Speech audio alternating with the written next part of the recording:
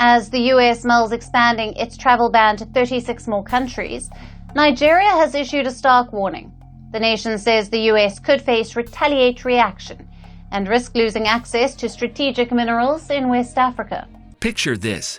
You wake up tomorrow morning, reach for your smartphone, and the news alerts scream. Your phone battery suddenly costs twice as much. Your fancy new electric car? Tesla's just announced production is grinding to a halt. And over at the Pentagon, the drone program that keeps us safe, stalled, dead in the water. Why? Because Nigeria just whispered 4 little words to Washington: no visas, no minerals. And believe me, the White House isn't just sweating. They're in a full-blown cold sweat trying to figure out their next move. I'm not here to give you another dry policy lecture. My goal is to pull back the curtain and show you how a seemingly distant travel ban slap can transform into a brutal, supply chain gut punch for every American with a smartphone, a laptop, or even just a smart fridge. Today, we're not just tracking the news story, we're diving deep into Nigeria's audacious warning, exposing America's surprisingly fragile tech Achilles heel, and grappling with the trillion-dollar question. What if the biggest economy in Africa actually decides to flip the switch and weaponize its geological bounty? This isn't just about trade. It's about the very architecture of global power. Let's do a quick rewind. It's mid-2025. The airwaves are buzzing. The Trump administration, in a move that sent shockwaves across continents, drops a sweeping travel ban. We're talking 36 countries added to the list, and here's the kicker. 25 of them are African nations. The official story? Security concerns, visa overstays, the classic talking points. But for millions, it was far more than just rhetoric. Nigerians, for instance, woke up to a harsh new reality. Their dreams of winning the US visa lottery were suddenly frozen solid. Business trips vital for commerce? Canceled. Family visits critical for diaspora ties? Impossible. Their passports were now treated like red flags. The anger reverberated from the bustling streets of Lagos to the corridors of power in Abuja. This wasn't just an inconvenience, it was a profound insult. But here's where the story takes a fascinating turn. Abuja didn't just tweet out angry condemnations. This time, they reached for the one lever that truly makes Washington listen: rocks. Not just any rocks, mind you. We're talking about lithium-spiked, cobalt-rich, rare earth-infused rocks, the very bedrock of modern technology. Let's talk brass tacks about what's really at stake. America's import sheet, the list of what we absolutely need from abroad, reads like a tech Christmas list. A staggering 73% of our niobium, essential for jet engines, comes from Africa. Then there's tantalum powder, crucial for microcapacitors in every smartphone, with 52% of our supply originating from the continent. And battery-grade lithium feedstock, the lifeblood of our EV revolution. A significant 44% flows from African soil. Now, zoom in on Nigeria. Nigeria is strategically poised to become the continent's next top supplier of these critical minerals. Its deep shaft mines, set to hit full stride by 2026, promise to unlock vast, untapped reserves. This means every F-35 fighter jet needs Nigerian niobium for its heat-resistant alloys. Every 5G antenna needs tantalum. And that burgeoning electric vehicle market needs Nigerian lithium. So when we talk about a missed shipment, we're not talking about a delayed Amazon package. We're talking about a ripple effect that idles entire factories. This is a strategic choke point, a fundamental vulnerability in our global supply chain, cleverly disguised as geology. A single cargo ship, laden with these vital minerals, can hold more strategic weight than an entire carrier strike group. Enter Nigeria's Foreign Minister, Yusuf Tuggar. The scene is Abuja, a press scrum. Cameras rolling. With a calm confidence, he drops the line that would soon go viral. Visas are reciprocal, so is trade. Boom. Headlines light up globally. This wasn't a formal embargo, not yet. But it was a clear warning shot across Washington's bow. The message was crystal clear. Keep the travel ban in place, and we will reevaluate every single mineral export license held by US-listed firms. It's like your landlord saying, "Hey, nice little startup you've got running here. Shame if the Wi-Fi suddenly got spotty? Except the Wi-Fi, in this analogy, is the entire multi-trillion-dollar U.S. green energy rollout, the backbone of our technological future. The implied threat was immense. It was a masterclass in resource diplomacy, demonstrating that in the 21st century, the power dynamics of global trade are shifting in fascinating ways. The moment Tugger's words hit the wires, it was a seismic event in the tech world. Within hours, emergency calls began flooding the State Department from Apple's sourcing VP, Tesla's supply chain SVP, and Intel's procurement chief. Why such immediate panic? Because alternative suppliers for these highly specialized critical minerals aren't like Netflix shows you can just switch to overnight. The Democratic Republic of Congo has cobalt, but it also comes with security headaches and ethical sourcing challenges. Australia has lithium, but most of its 2026 output is already locked into long-term deals, primarily with China. And Brazil has niobium, but its refining capacity simply isn't equipped to handle a sudden, massive demand surge. You can't just stroll into a big box store and expect to fill a Nigerian-sized hole in your critical mineral supply. Silicon Valley wasn't just worried about a price hike. They were facing the very real prospect of fundamental production stoppages and delayed product launches. The ripple effect spread like wildfire through global financial markets. Commodity traders in London and Shanghai immediately priced in a staggering 23% fear premium on West African lithium spodumene in a single trading session.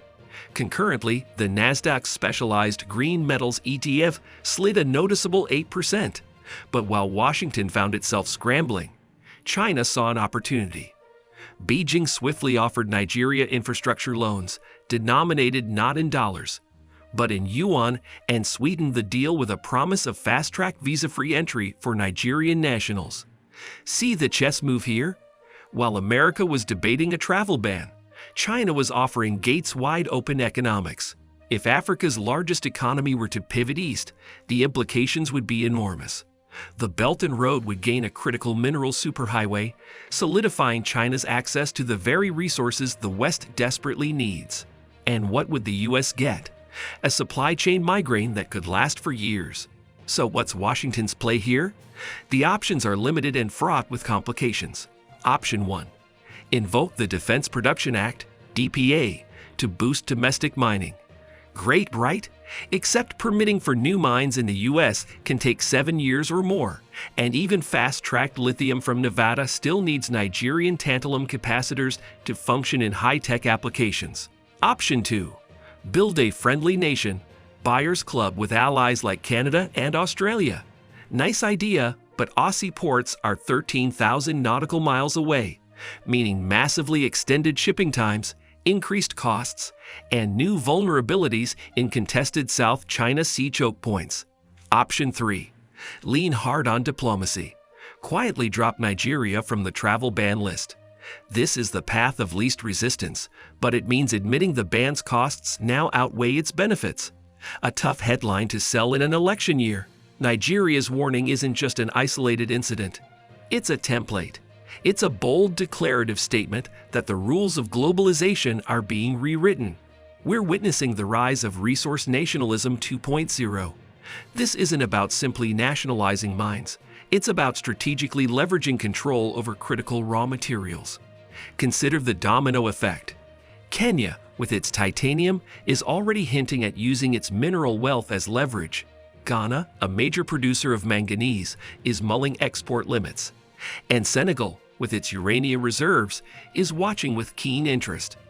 Analysts are calling this the Afropolitan OPEC moment, but instead of barrels of crude oil, this time it's about bytes and batteries. If Abuja formalizes even a partial export quota, expect every neighboring country to watch and copycat.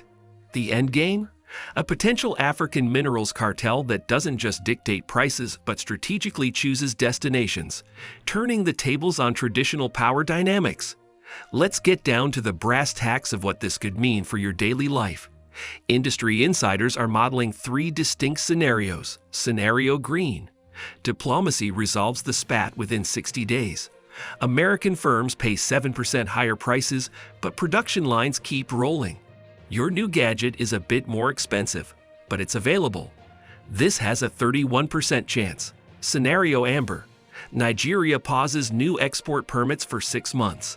Lithium carbonate breaches $90,000 per ton, and the sticker price on electric vehicles jumps by an average of $1,800. This is the most likely scenario, with a 42% probability. Scenario Red.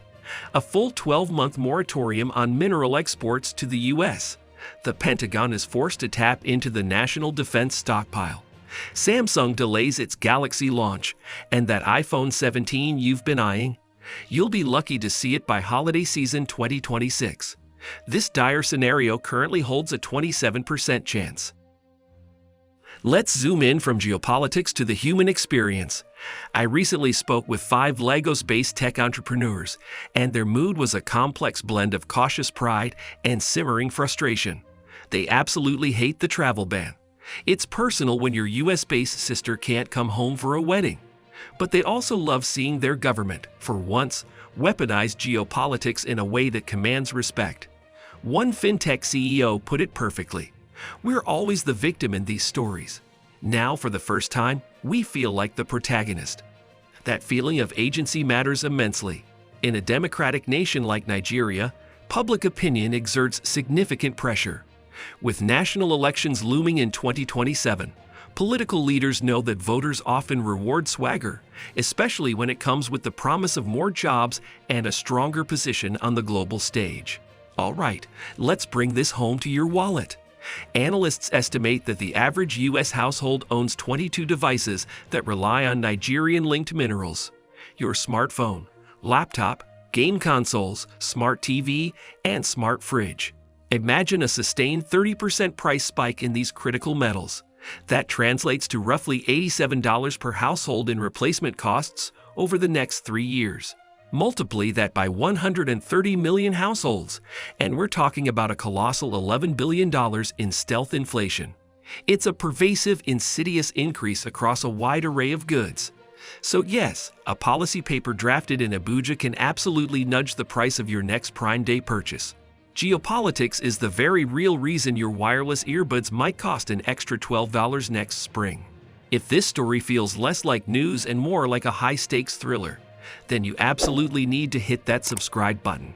Because next week, we're peeling back another layer, covering how Ghana's parliament just approved a massive 50-year lithium mining lease that could, once again, flip the script on global mineral supply.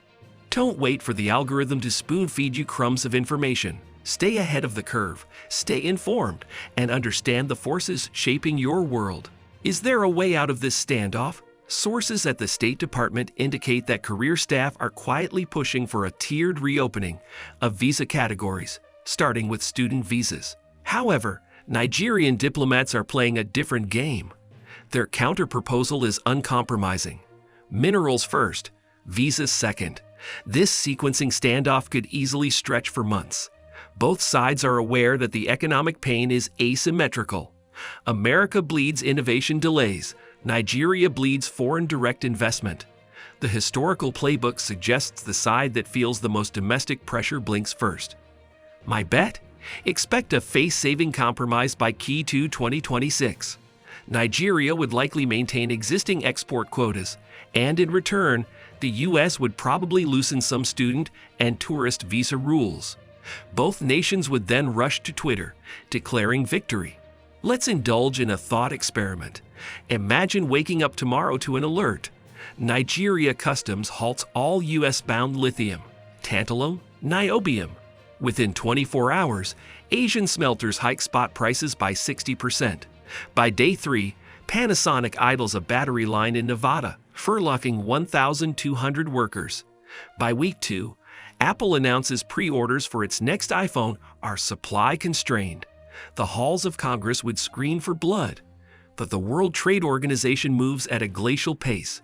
Meanwhile, Abuja negotiators quietly ink lucrative refining joint ventures with Chinese state banks. The moral? Once you pull the supply chain grenade pin, shrapnel flies everywhere. It's a global catastrophe, proving just how vulnerable our modern world is. The old model of globalization spoke in soft, diplomatic poetry. The new globalization speaks a harsher, more transactional language. It speaks in tweets, in tariffs, and, as we've seen, in tantalum. Nigeria just gave the world a masterclass in 21st century bargaining. The core lesson is this: if you host the raw ingredients of modernity, you get a seat at the adults' table. Whether Lagos ultimately squeezes the trigger almost doesn't matter. The credible threat has already rewired every boardroom risk map from Munich to Minneapolis. Analysts are now diligently penciling in sovereign mineral leverage as a standard variable in their equations. That is a tectonic shift in global power. So what can you, the informed viewer, do? I've got 3 crucial data points for you to monitor. 1. Follow the Nigerian Ministry of Mines and Steel Development's Twitter feed. Policy shifts often drop there first. 2. Keep a close eye on the U.S. Congressional Africa Subcommittee calendar for hearings on critical supply chains or mineral security. These hearings foreshadow Washington's evolving strategy. 3. Set up a Google alert for the phrase Cobalt China-Nigeria. This will flag any news of joint ventures or trade agreements that could signal a deeper economic realignment. If you spot all 3 of these data points converging, the odds are high we're heading into scenario amber or even red. So here's the ultimate takeaway. A travel ban, born out of security rhetoric, is now morphing into a high-stakes minerals showdown with trillion-dollar ripples. Nigeria hasn't slammed the door shut. Not yet, but the hinges are creaking. If Abuja decides to lock that door, your next gadget upgrade will get prissier. America's green transition will slow down, and the global balance of power will tilt a little further toward resource-rich nations. The question for Washington, for Silicon Valley, and for all of us is stark and simple. Will we trade visas for volts, finding a diplomatic off-ramp that prioritizes our shared economic future? Or will we stubbornly cling to outdated policies and end up paying a massive markup, both economically and geopolitically? Drop your prediction below, visa swap or mineral shock, and I'll be sure to pin the boldest, most insightful forecast.